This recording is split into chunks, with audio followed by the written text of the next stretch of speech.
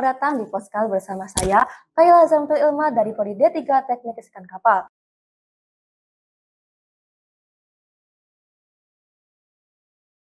So guys, pada episode ini merupakan episode ketiga.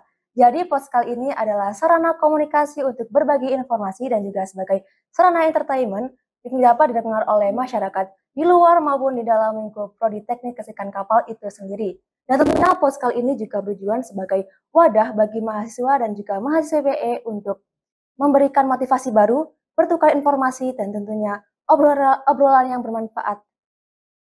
Oke, pada pagi hari ini kita akan berbincang seputar jurusan Teknik Kelistrikan Kapal. Nah, di sini saya tidak sendiri namun ditemani oleh Ketua Jurusan Teknik Kelistrikan Kapal. Baik, selamat pagi Bapak. Selamat pagi.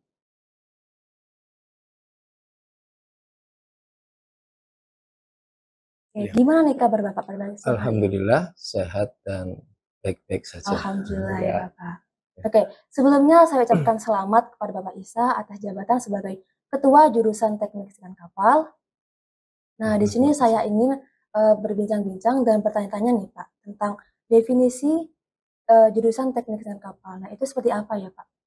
Baik, jadi jurusan Teknik Kelistrikan Kapal sendiri ini sebenarnya jurusan yang memang spesial ya, spesial dalam artian di Indonesia itu hanya ada satu-satunya.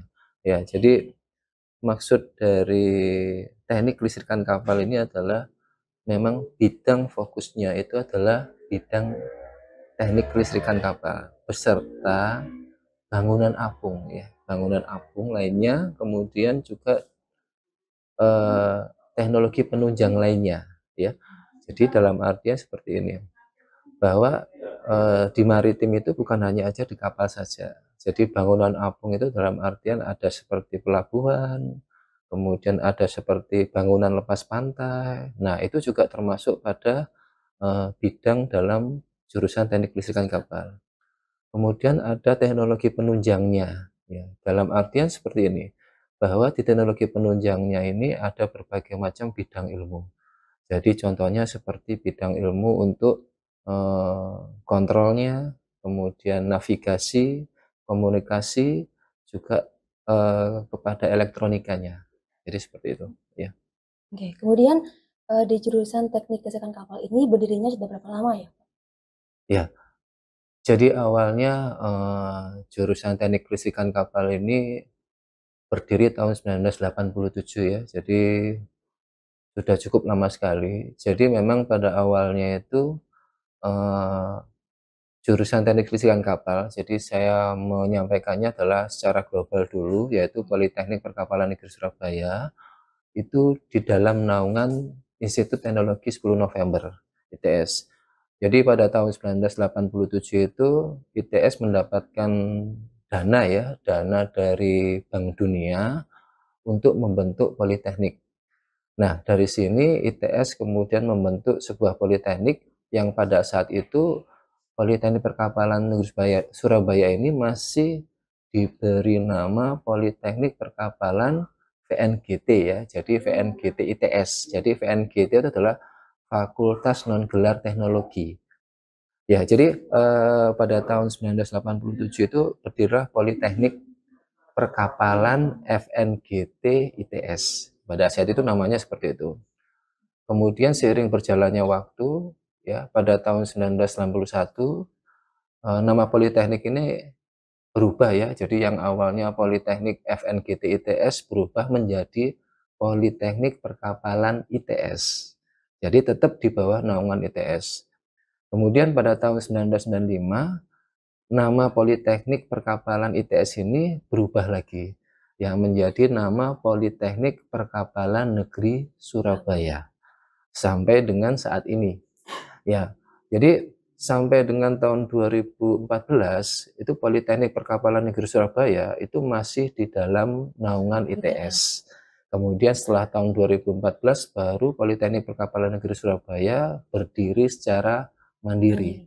Ya, jadi itu karena tuntutan atau regulasi dari pemerintah seperti itu. Ya. Nah, ngomong-ngomong Bapak kan sebagai kajur nih Pak, Ya. menaungi 2 prodi yaitu prodi teknik listrikan kapal dan juga prodi teknik otomasi. Ya, Nah, itu mengapa ya Pak menjadi satu naungan di jurusan teknik listrikan kapal? ya.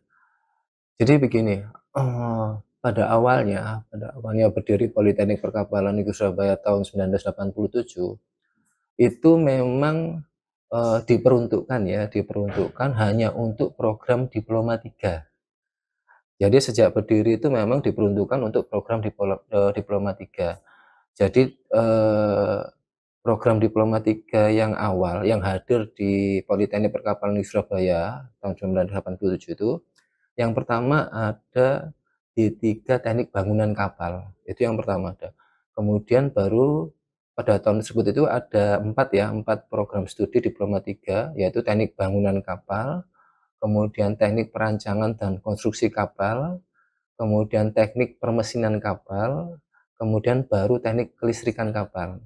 Nah, sehingga program Diploma 3 keempat itu tadi adalah program studi yang memang pertama kali ada pada saat didirikan.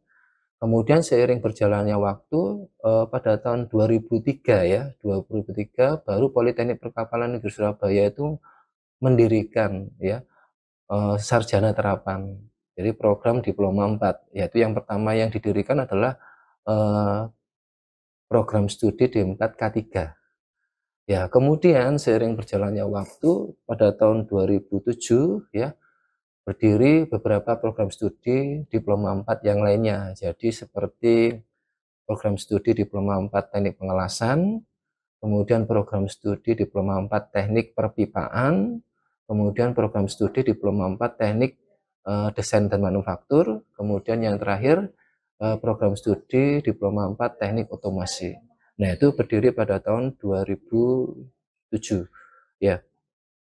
Jadi kenapa kok berbeda sekali dari awal kita mendirikan Diploma 3, kemudian seiring berjalannya waktu mendirikan Diploma 4.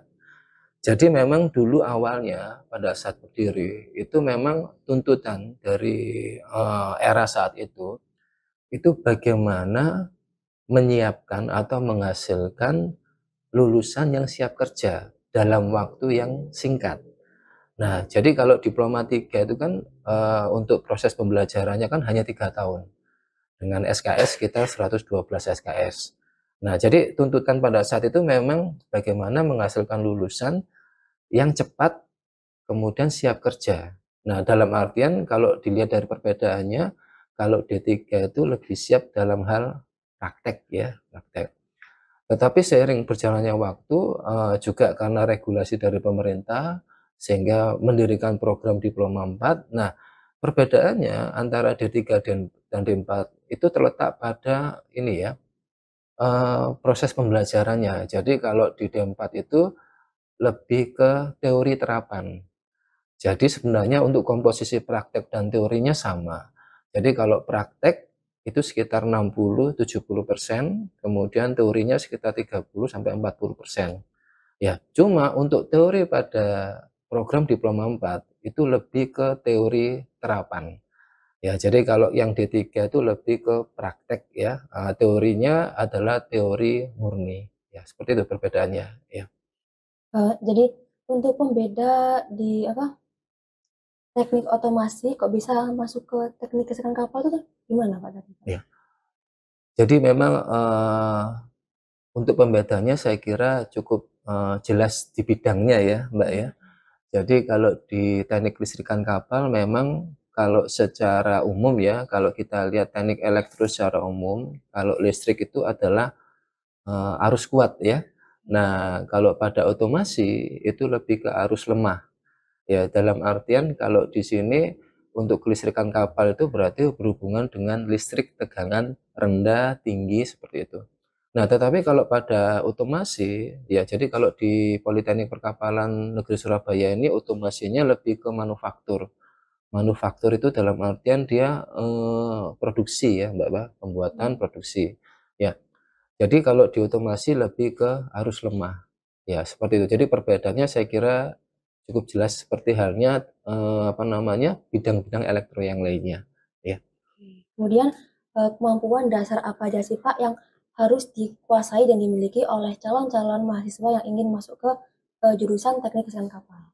Ya, jadi tadi sudah saya sampaikan bahwa di dalam jurusan teknik kelistrikan kapal ini kan ada beberapa program studi.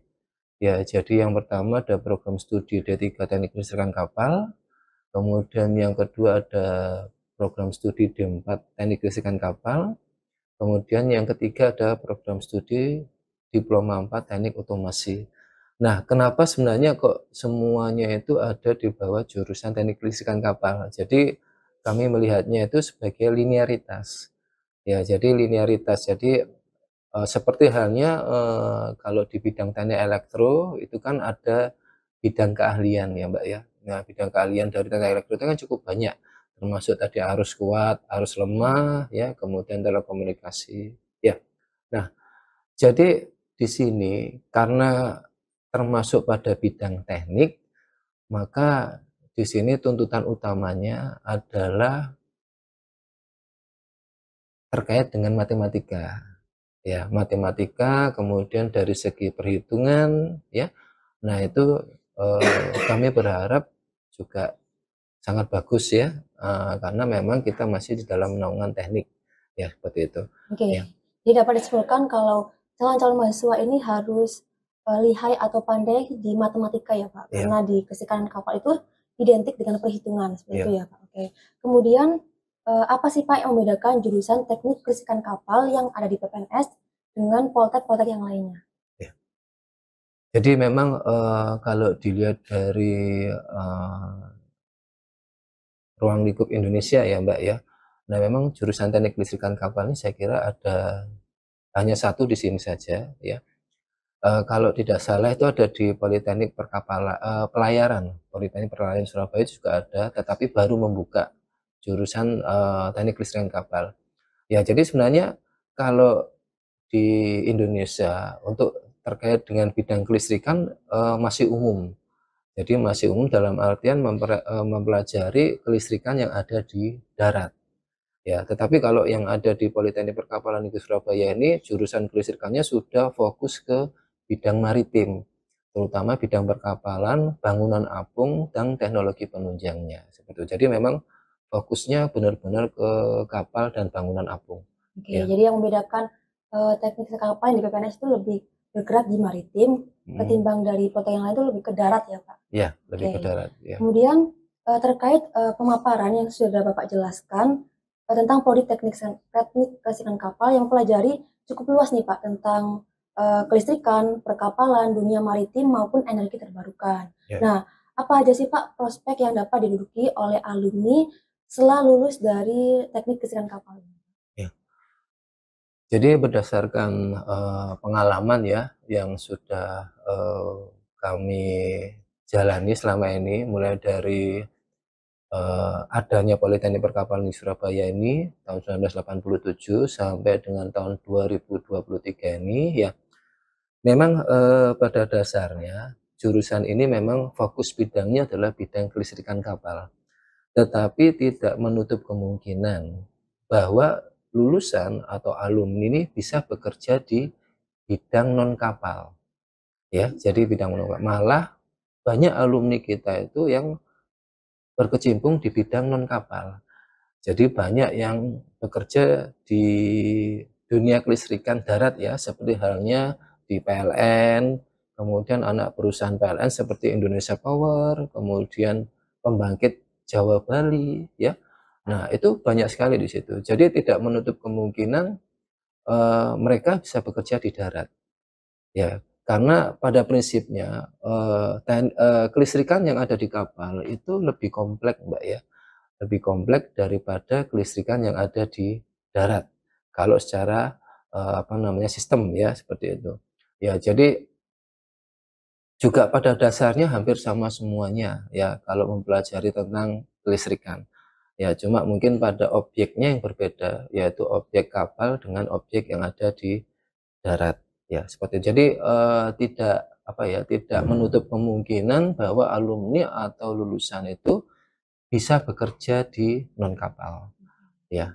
Oke, jadi dapat disimpulkan kalau alumni dari teknik kelistrikan kapal itu tidak hanya bekerja di maritim ya Pak, Ya, tapi bisa juga bekerja di PLN, kemudian di manufaktur-manufaktur lainnya. ya. Seperti itu. Oke, ngomong-ngomong tentang alumni nih Pak ya, apakah ada kerjasama antar jurusan dengan para alumni nih Pak? Ya, jadi begini Mbak. Jadi di kampus PPNS ini ya, Politeknik Perkapalan Negeri Surabaya ini ada beberapa organisasi ya. Jadi kalau rekan-rekan mahasiswa ini kalau pada saat aktif kan ada semacam UKM ya, kemudian ada semacam perkumpulan mahasiswa ya. Nah, kemudian nanti pada saat teman-teman mahasiswa ini lulus ya, itu nanti ada juga ikatan alumni ya, ikatan alumni. Nah, ikatan alumni ini sangat penting sekali karena juga sebagai ini ya Mbak ya, sebagai jembatan ya, apa komunikasi ya, terutama bagi mahasiswa. Jadi kalau misalkan lulus kemudian ingin mencari informasi pekerjaan, itu nanti bisa salah satunya bisa didapatkan dari ikatan alumni tersebut. Ya, jadi hal tersebut juga mempererat ya Mbak ya, mempererat hubungan antara ikatan alumni ya dengan mahasiswa. Nah, kemudian di PPNS ini juga punya suatu wadah ya, wadah yang lebih besar lagi, yaitu namanya adalah IAB. Jadi Industrial Advisory Board. Ya, jadi IAB ini anggotanya adalah industri-industri ya, industri-industri yang tersebar di seluruh Indonesia, yang sebagian besar itu terdiri atas alumni-alumni PPNS. Ya, jadi saya kira kalau adanya IAB ini sangat membantu sekali karena memang dari situ banyak sekali alumni yang bisa share informasi mengenai lowongan pekerjaan, kemudian perkembangan teknologi yang ada di dalam industri dan lain-lain. Jadi Ya, pastinya alumni itu akan menghubungi atau mengasih informasi ya Pak ya. kepada.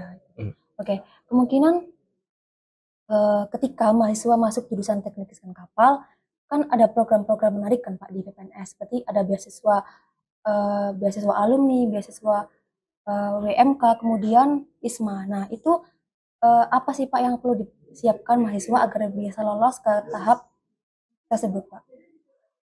Ya, jadi memang terkait dengan perkembangan ya, terkait dengan perkembangan yang ada sekarang dengan proses belajar mengajar itu banyak sekali fasilitas ya atau mungkin program-program yang bisa dimanfaatkan oleh mahasiswa. Ya, jadi ada beasiswa, kemudian ada program belajar ya. Jadi kalau misalkan beasiswa yaitu secara umum mahasiswa PPNS ya itu bisa mengajukan beasiswa itu secara umum biasanya minimal semester 3. Ya, jadi minimal semester 3 kemudian dengan berbekal yang utama biasanya adalah kartu hasil studi. Ya, jadi umumnya diseleksi dari indeks prestasi Mbak semesternya ya. Jadi nanti ada ketentuan atau persyaratan dari pemberi beasiswa tersebut, nanti IP-nya seperti apa, kemudian nanti ada seleksinya ya. Kemudian juga selain beasiswa juga ada beberapa program yang menarik ya, yang memang secara umum ini bisa diaplikasikan di setiap perguruan tinggi. Ya, terutama di sini yang sekarang pemerintah sedang ini ya menggiatkan yaitu program Merdeka Belajar. Ya, di dalam program Merdeka Belajar ini cukup banyak sekali programnya. Jadi yang pertama ada pertukaran mahasiswa ya. Jadi pertukaran mahasiswa ini ada dua. Jadi pertukaran mahasiswa se-Indonesia ya atau pertukaran mahasiswa dan pertukaran mahasiswa secara internasional ya. Nah, jadi ini juga banyak yang mengikuti ya. Jadi teman-teman mahasiswa bisa ikut apply program ini di website resmi dari Kemendikbud. Ya, jadi itu adalah program pertukaran mahasiswa. Ya, jadi program pertukaran mahasiswa ini juga bisa dilakukan di semester 3, semester 5 atau semester 7 nanti. Nah, jadi selain pertukaran mahasiswa juga ada program lainnya ya. Jadi seperti WMK ya, jadi Wirausaha Merdeka. Ya, jadi WMK ini biasanya secara umum ini diperuntukkan bagi mahasiswa yang sedang UJT, magang. Ya, kemudian nanti ada program mahasiswa terkait dengan magang bersertifikat. Ya, jadi MSIB. Ya, jadi magang bersertifikat ini juga difasilitasi oleh Kemendikbud. Ya, jadi memang benar-benar resmi. Jadi keuntungannya nanti ya nanti benar-benar nanti kalau mengikuti program magang bersertifikat ini berarti nanti benar-benar mendapatkan sertifikat yang memang dari industri dan diakui oleh Kemendikbud. Ya, seperti itu. Kemudian yang perlu dipersiapkan itu apa, Pak, supaya bisa lolos gitu? Ya, jadi tadi yang pertama adalah harus berada di, kalau misalkan pertukaran mahasiswa ya, harus berada di semester 3, 5, atau 7 ya. Kemudian kalau misalkan program mahasiswa bersertifikat, kemudian WMK ya, Wirausaha Merdeka, itu mahasiswa yang sedang melaksanakan program magang OJT. Nah, tentu kalau misalkan ingin mengikuti program-program tersebut ya, yang pertama adalah dipersiapkan tentang kartu hasil studinya. Ya, kartu hasil studinya, kemudian nanti ada persyaratan-persyaratan khusus ya. Misalkan terkait dengan apa namanya mata kuliah yang harus diampu, kemudian mata kuliah yang dituju ya. Karena nanti berhubungan dengan konversi. Konversi mata kuliah kampus yang dituju dengan kampus di PPNS. Ya, seperti itu. Baik. Terima kasih Bapak karena sudah menjawab begitu banyak pertanyaan. Kemudian kita akan masuk ke sesi Q&A. Nah, di mana sesi Q&A ini merupakan pertanyaan atau aspirasi yang didapat dari sapa KM, begitu Pak. Oke, mungkin pertanyaan pertama dari KMPE, alat dan komponen pada lab praktikum preparasi listrik banyak yang rusak nih Pak, dan juga berkarat, hilang, dan juga jumlahnya tidak cukup memadai untuk praktikum. Nah, jadi terkadang saat praktikum waktu itu terbuang untuk mencari melengkapi komponen dan juga alat digunakan. Nah, itu solusinya bagaimana ya Pak? Ya. Ini langsung dijawab atau satu-satu? Langsung dijawab ya. Ya. Iya. Jadi memang itu adalah tantangan kami di sini ya. Jadi memang beberapa peralatan itu kan memang ada yang dari awal itu mendapatkan hibah.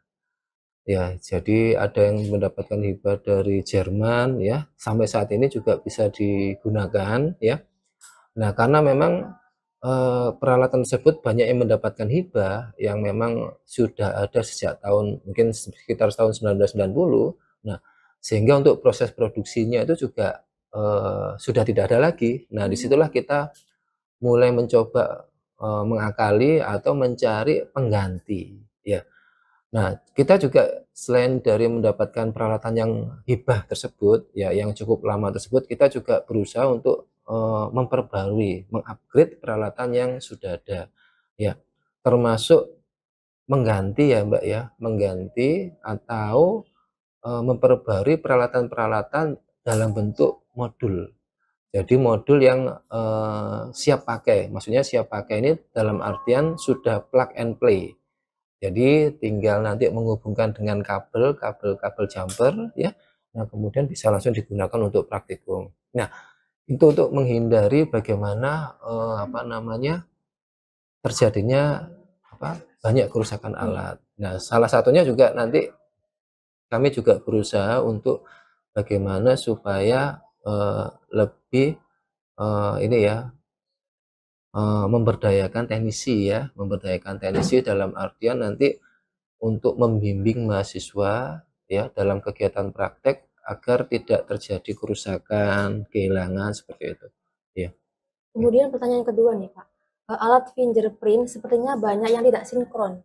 Jadi yang sudah tap sesuai dan tepat waktu itu tidak terdeteksi Pak. Nah itu permasalahannya itu akan pas waktu EAS itu nantinya mahasiswa itu minta tanda tangan ke dosen masing-masing. Nah itu tanggapan Bapak itu bagaimana Pak? Ya. Jadi begini, jadi memang sistem di PPNS ini kan untuk pembelajarannya, proses pembelajaran itu kan memang sudah semua berdasarkan apa namanya online ya, teknologi semuanya. Jadi termasuk kehadiran mahasiswa ya. Nah, itu salah satunya ya itu dilakukan yang pertama adalah melalui fingerprint.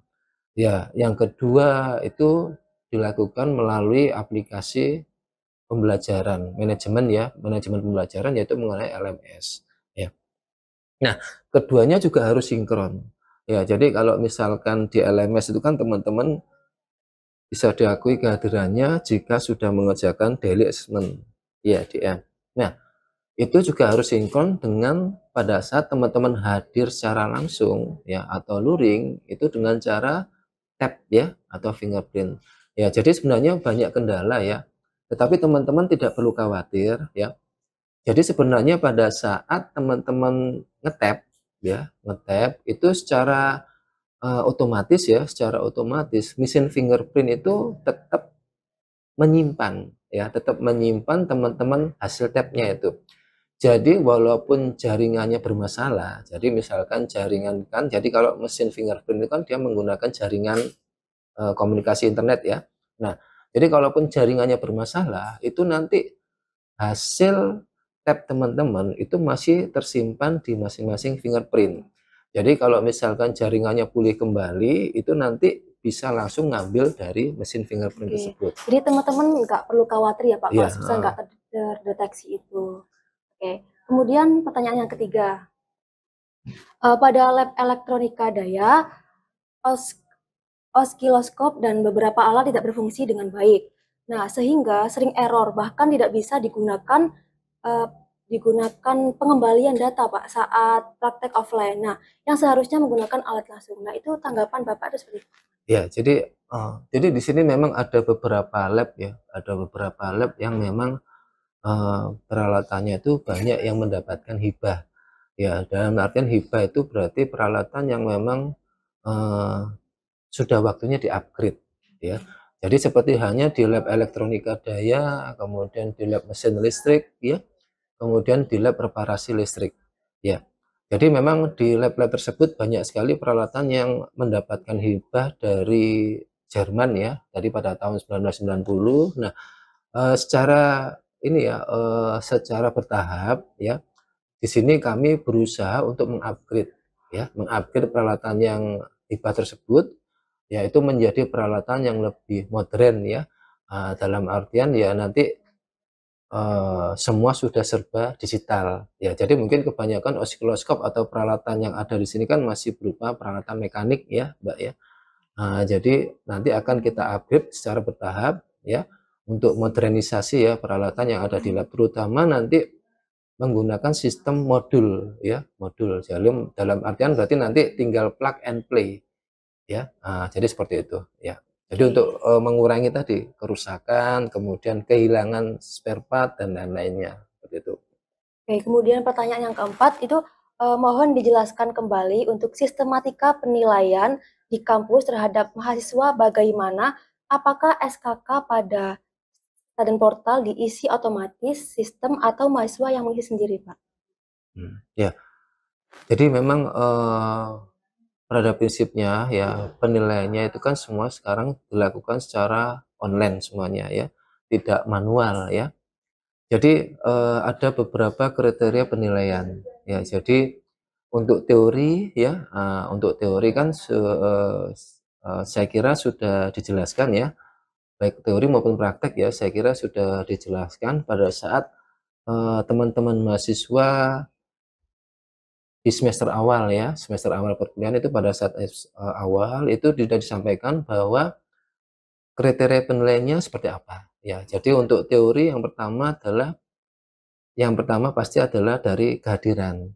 Ya, jadi kehadiran di sini biasanya kalau secara aturan ya, secara akademik ya itu nilainya 5 sampai 10% ya.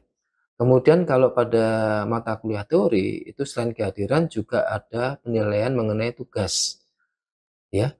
Tugas ya nilainya sekitar 20% ya. Nah, kemudian berikutnya kalau teori itu sih ada evaluasi ya. Nah, evaluasi di sini ada dua, yaitu evaluasi tengah semester dan evaluasi akhir semester. Ya, jadi kalau pada teori biasanya sekitar 40 ya, 40, kemudian ada 30%. Ya. Kemudian kalau misalkan pada praktek ya, kalau pada praktek di sini yang pertama tetap yang dinilai itu adalah kehadiran ya, kehadiran nilainya sama sekitar 5 sampai 10% ya. Kemudian yang berikutnya nanti kalau pada praktek itu ada laporan ya, laporan ya atau tugas ya. yang ada di praktek tersebut ya, nilainya sekitar 20% ya. Kemudian berikutnya juga ada evaluasi ya. Jadi ada evaluasi tengah semester, kemudian ada evaluasi akhir semester ya. Jadi pada intinya semua penilaian tersebut dilakukan secara online. Ya, jadi kalau di sini menggunakan sistem LMS ya. Nah, nanti LMS tersebut itu nanti akan ditransfer ya, ditransfer ke namanya sistem informasi manajemen ya. Itu nanti fasilitas untuk menilai bagi dosen. Ya, kemudian nanti baru dimunculkan dalam bentuk kartu hasil studi ya. Kemudian ini pertanyaan yang terakhir, mengapa PPNS tidak bekerja sama dengan beberapa platform beasiswa? Nah, itu sedangkan banyak beasiswa di luar kampus yang berpotensi bisa diikuti, tetapi PPNS tidak termasuk pada kerja sama tersebut, Pak. Nah, itu mengapa ya, Pak, PPNS nggak bekerja sama dengan beasiswa tersebut? Ya, jadi memang program-programnya cukup banyak ya. Jadi sebenarnya PPNS sendiri sebenarnya tidak menutup kemungkinan bisa bekerja sama dengan apa namanya instansi atau institusi lainnya di luar tersebut. Nah, mungkin di sini ada beberapa kendala terkait dengan kerjasama tersebut ya. Tapi sebenarnya tidak menutup kemungkinan ya, malah nanti kalau misalkan semakin banyak kerjasama atau relasi ya, nah itu juga akan membantu kami dalam mengembangkan reputasi PPNS. Ya, jadi mungkin ada beberapa persyaratan atau mungkin ada beberapa hal yang memang menjadi pertimbangan kami apa namanya untuk menjalin kerjasama. Jadi contohnya seperti ini, Mbak. Jadi ini juga apa namanya regulasi yang ada di pemerintah juga ya. Jadi misalkan ada program kerjasama pertukaran pelajar ya. Nah di sini secara internal PPNS itu mewajibkan bahwa kami bisa melaksanakan program pertukaran pelajar ya apabila akreditasinya antara institusi yang dituju dengan institusi PPNS itu minimal adalah sama. Jadi kalau misalkan akreditasi yang dituju, institusi yang dituju itu ternyata lebih rendah daripada institusi PPNS, maka program tersebut tidak akan diikuti. Ya, jadi ada persyaratan-persyaratan yang harus dijalani ya. Jadi mungkin ada persyaratan yang kurang tepat bagi PPNS sehingga tidak bisa menjalankan kerjasama tersebut. Ya, seperti itu. Ya. Baik, itu merupakan pertanyaan-pertanyaan dari Sapa KM. Nah, kemudian apa pesan Bapak untuk KMPE biar dapat mempertahankan prodi unggulan nomor 1 yang ada di PPNS? Ya, jadi cukup banyak ya yang bisa saya sampaikan ya terkait dengan bagaimana kita semua itu bisa mempertahankan PPNS ini menjadi lebih dikenal, kemudian menjadi unggul ya, terutama kepada mahasiswa ya, mahasiswa selaku apa namanya stakeholder ya, pengguna ya. Ya, jadi yang pertama adalah kami berharap mahasiswa itu bisa lebih aktif ya, aktif dalam artian bukan hanya sekedar belajar, tetapi dalam artian bisa mengikuti program-program yang ada di luar kampus.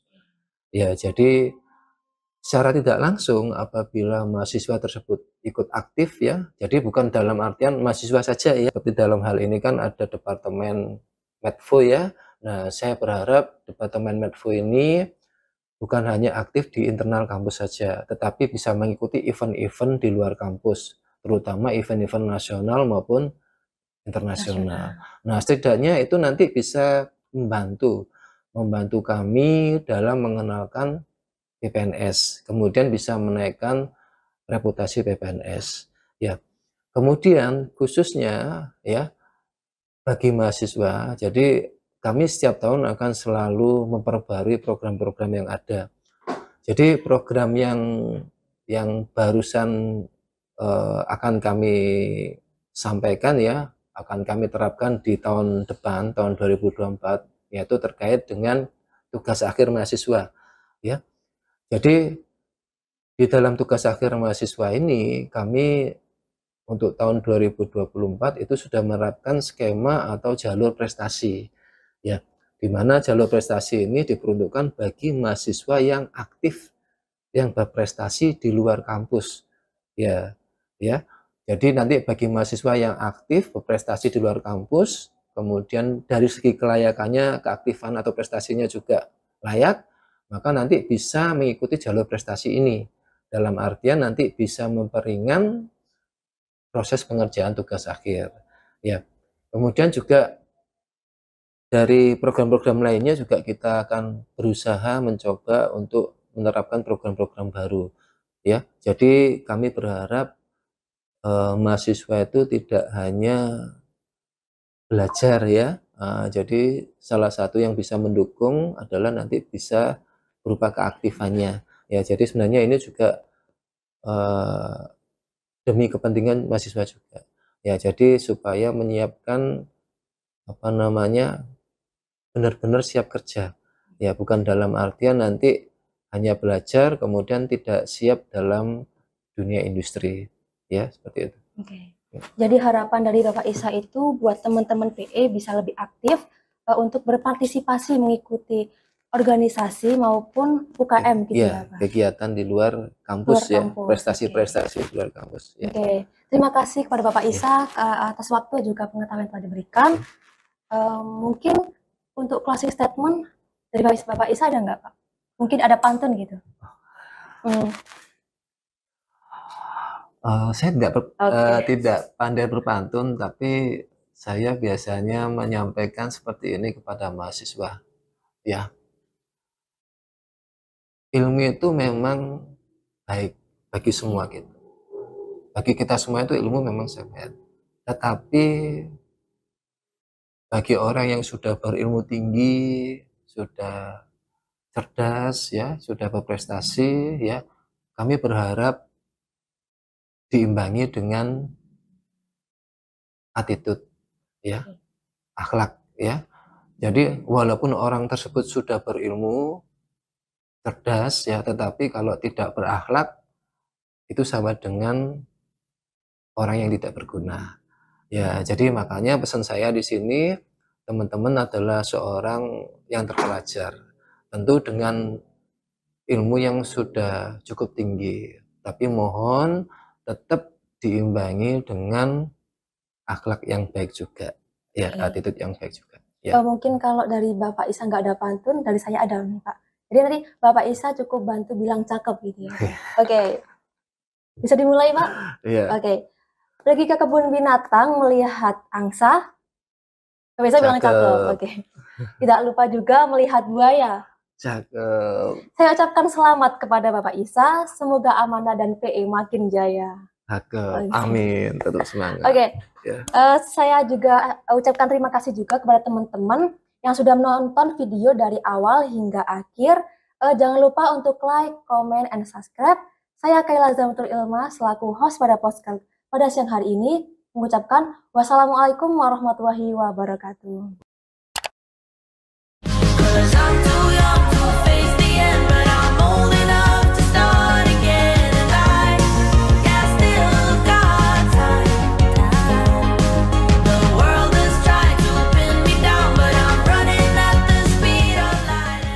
Jangan lupa subscribe channel YouTube Himaliskal. Bye-bye!